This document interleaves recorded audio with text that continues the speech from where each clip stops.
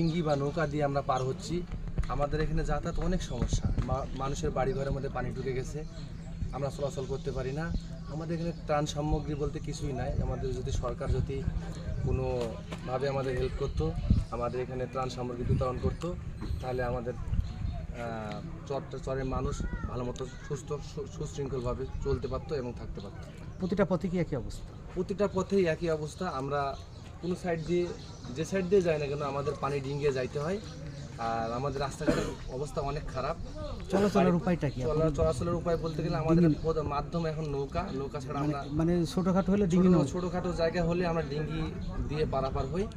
এক্ষেত্রে আমরা অনেক সমস্যার কবলিতভাবে আছি। দাবিটা কি সরকারের কাছে?